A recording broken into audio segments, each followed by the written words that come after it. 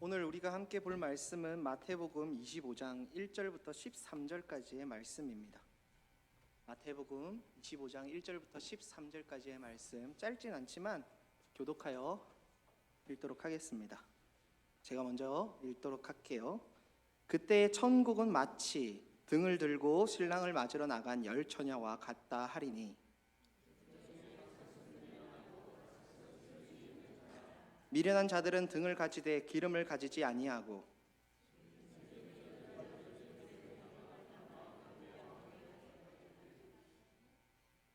신랑이 더디 오므로 다 졸며 잘세.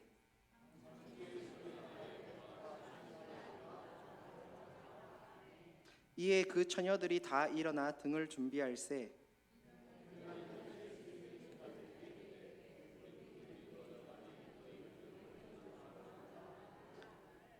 슬기 있는 자들이 대답하여 이르되 우리와 너희가 쓰기에 다 부족할까 하노니 차라리 파는 자들에게 가서 너희 쓸 것을 사라 하니,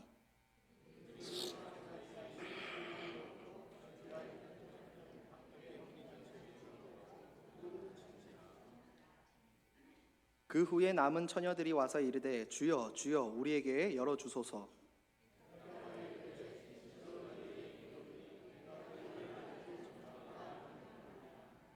같이 읽겠습니다. 그런즉 깨어 있으라. 너희는 그날과 그때를 알지 못하느니라. 아멘. 반갑습니다.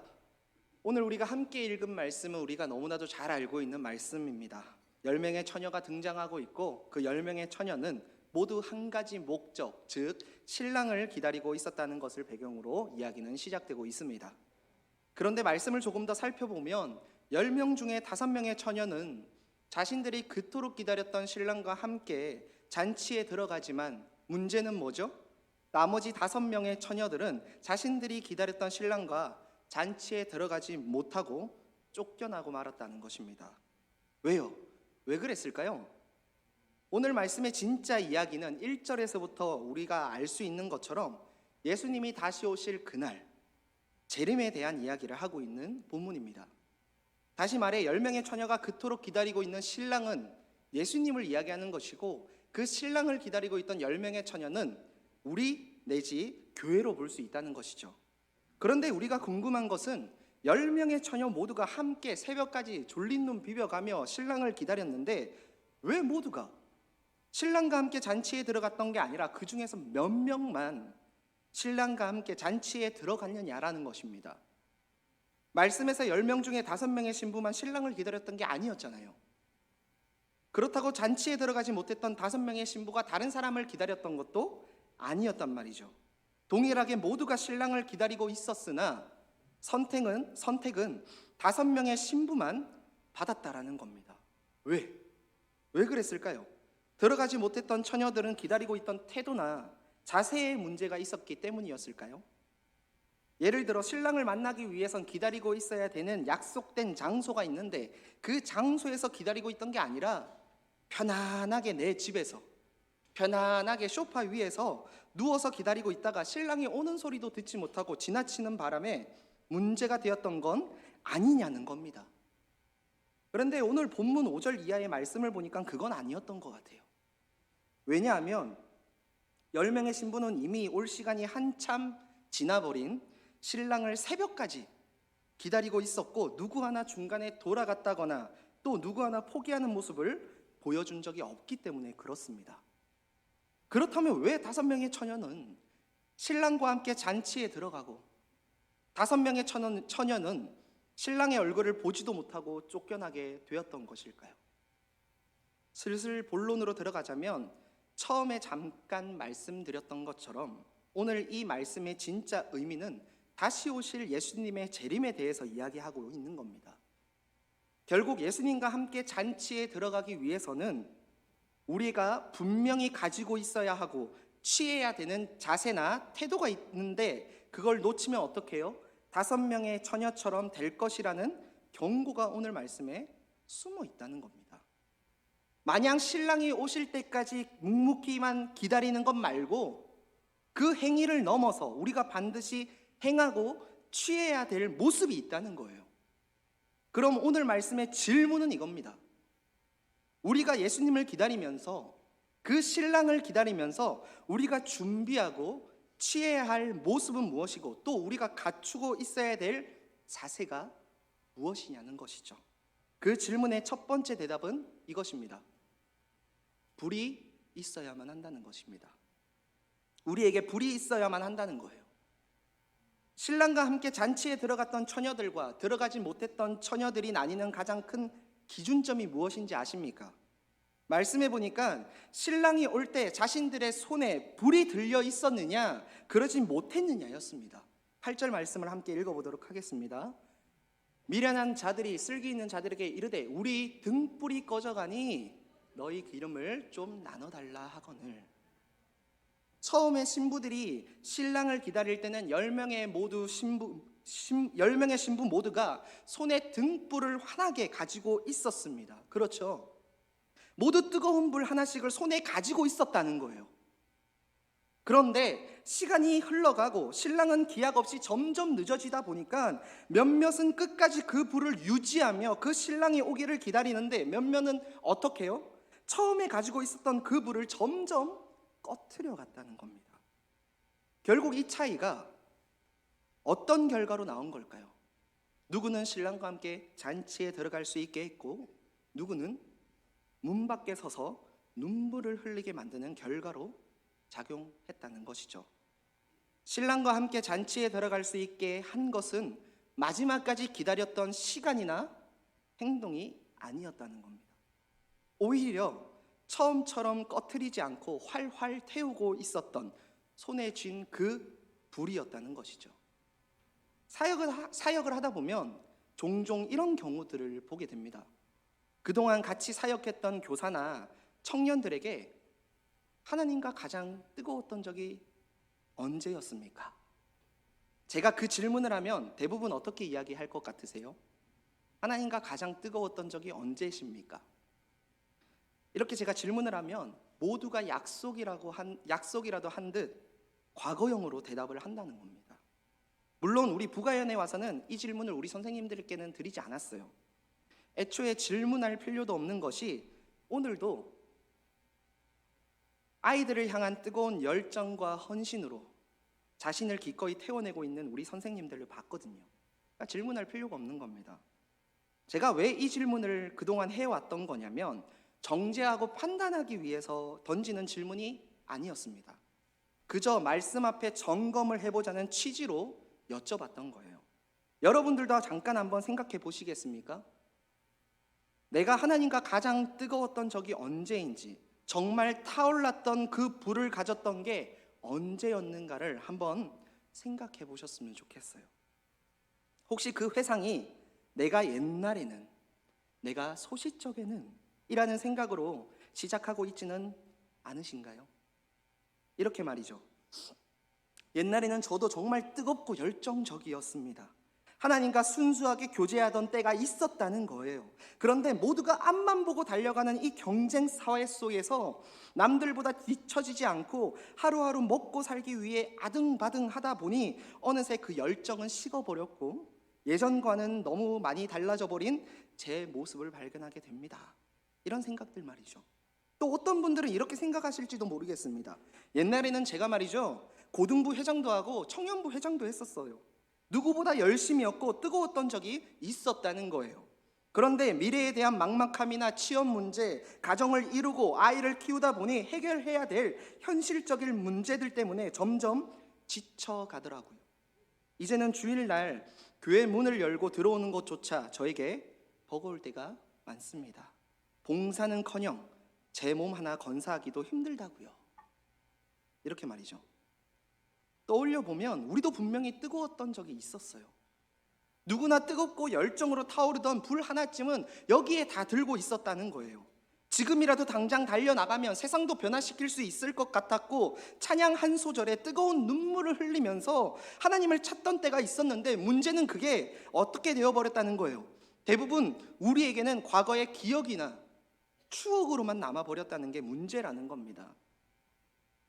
어느 순간 여러 가지 이유와 문제들로 우리는 우리가 쥐고 있던 그 불들을 하나씩 꺼트려 갔고, 이제는 가슴 한켠에 그 흔적만 겨우 남아 희미해져 버린 등불의 모습만 가지게 되어버렸습니다. 하나님은 그런 우리에게, 혹여 빨갛게 타오르던 불을 놓쳐버렸을지 모를 우리에게 오늘 말씀을 통해 다시 말해주고 계신다는 겁니다. 뭐를요? 내가 곧 다시 너희들 곁으로 갈 텐데 그 전까지 다시 너의 손에 쥐고 있던 그 불, 뜨겁게 타오르던 그 불을 다시 준비하고 나를 기다리라고 말이죠. 다시 하나님께 타올랐던 그때의 그 열정의 불을 회복하고 불로써 다시 오실 그 길을 예비하라 말씀하고 계신다는 거예요. 라오디게아 교회처럼 차던지 뜨겁던지 미지근한 상태를 벗어나서 다시 오실 그 재림의 날을 기다리라는 겁니다. 만약에 그렇지 않으면 어떻게 되기 때문에 들어가지 못해 문 밖에 서서 서럽게 울던 신부들이 우리가 될 것이기 때문에 정신 똑바로 차려야 한다는 것이죠.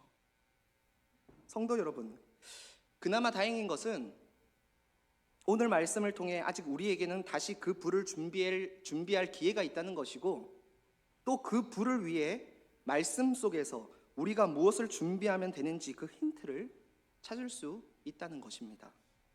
다시 말해 이것은 우리가 남겨진 5명의 처녀가 될까 두려워할 필요가 없고, 이 말씀을 듣는 바로 이 순간 우리가 우리의 마음을 다해 이 말씀을 취하고 내 안에 꺼져가던 불을 다시 타오르게만 만들 수 있다면 모든 게 That's okay, 모든 게 괜찮다라는 겁니다.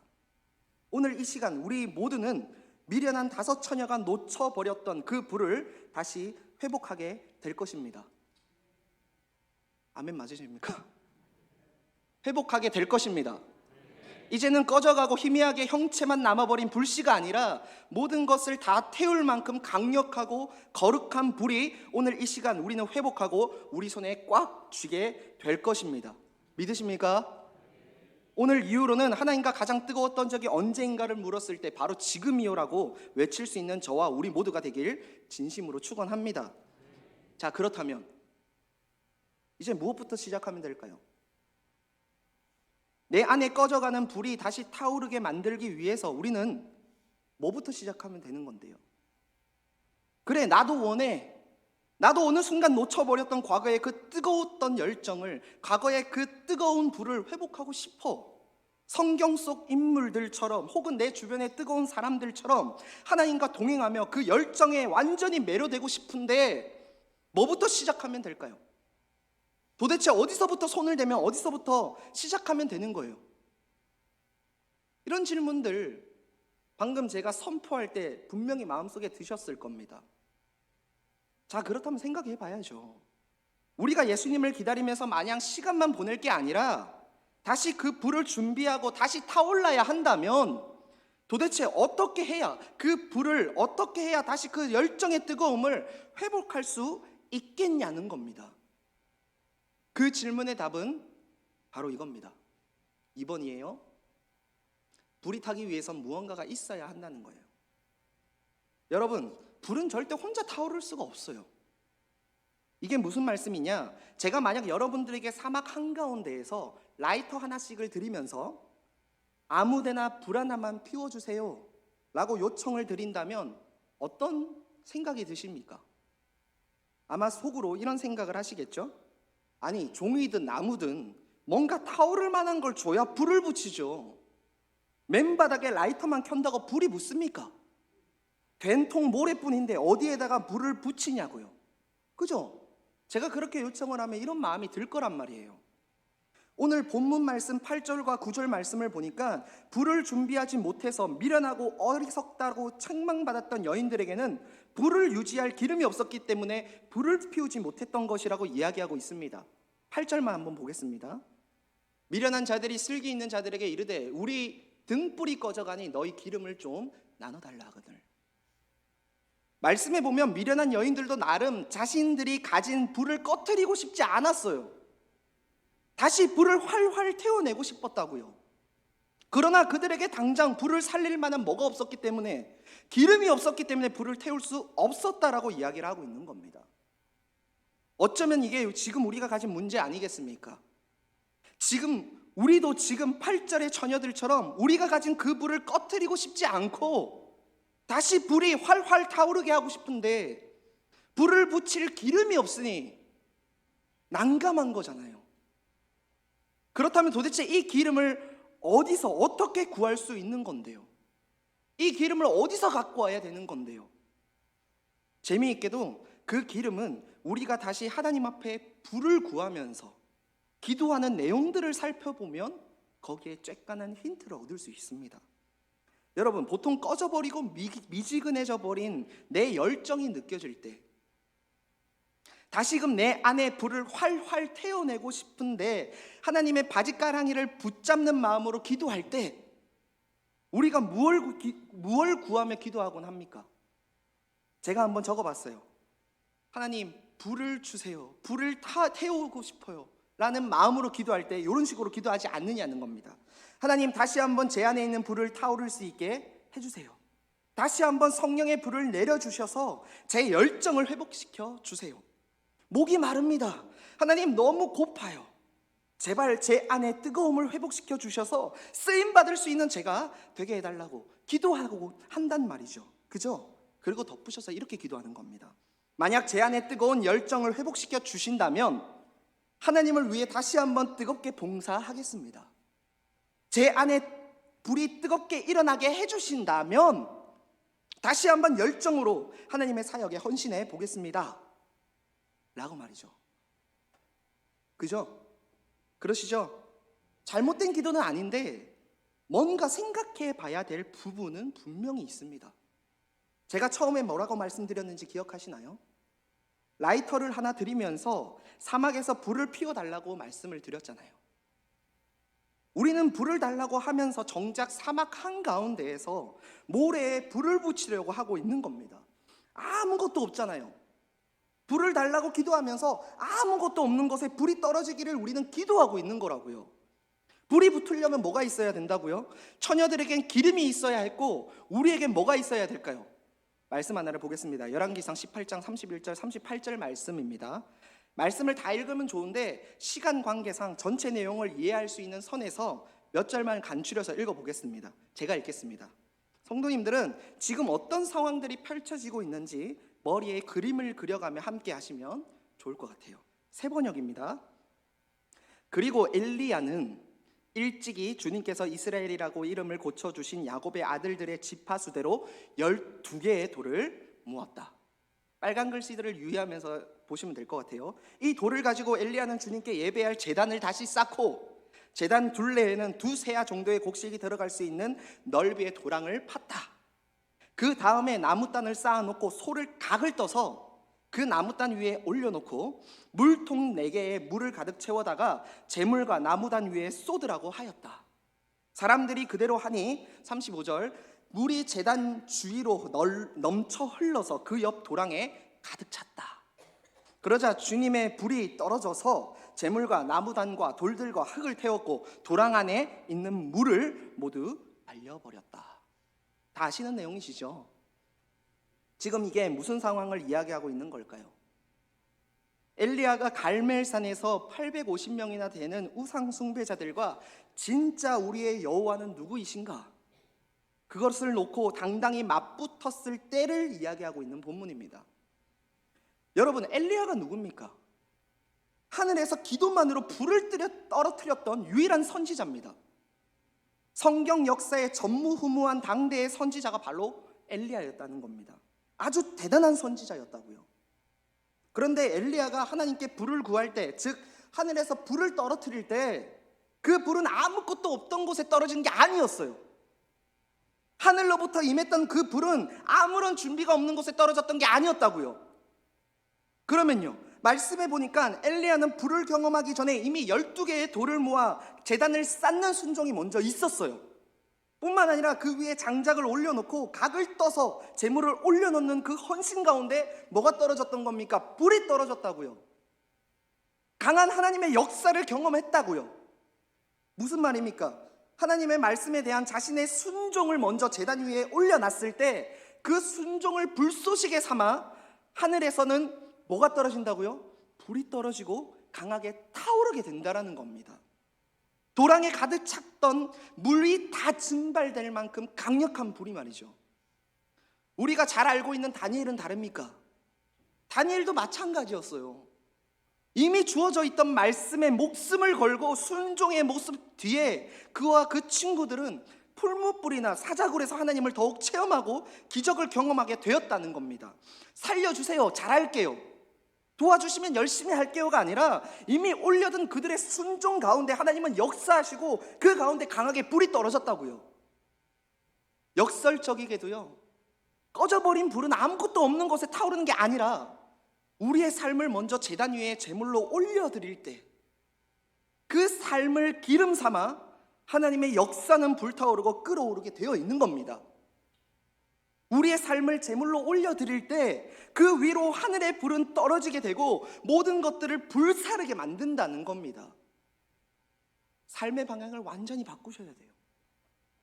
하나님과 흥정하듯이 불을 주세요, 그러면 제가 다시 타올라서 제가 해야 될 것들을 하겠습니다가 아니라 먼저 하나님, 저의 삶을 드릴게요.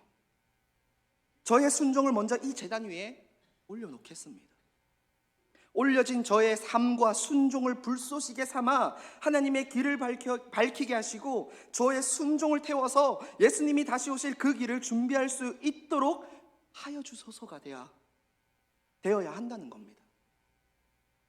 그런 뒤에 그 순종과 믿음 위로 하나님의 강한 불은 반드시 내려오고 그 불은 재물뿐만 아니라 웅덩이를 가득 채웠던 내 의심과 두려움까지 완전히 태워버리게 될 것입니다. 내 헌신이 먼저입니다. 내 봉사가 먼저인 거예요.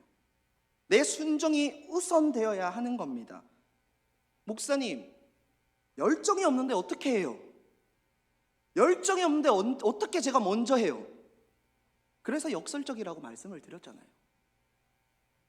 하나님 앞에 뜨거움을 회복하고 싶으시다면 침대 위에서, 소파 위에서가 아니라 하나님의 자리로 더 들어가셔야 된다는 겁니다. 기도의 자리, 봉사의 자리, 교제의 자리, 말씀의 자리, 전도의 자리 말이죠.